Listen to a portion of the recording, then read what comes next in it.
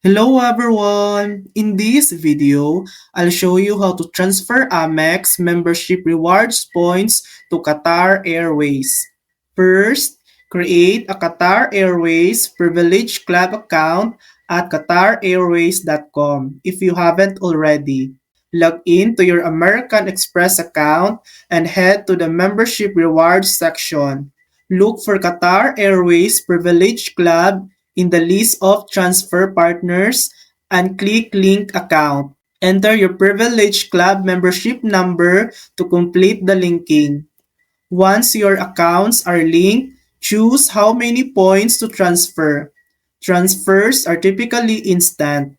Your Amex points will arrive in your Privilege Club as EVOS, which you can use for flights, upgrades, and more.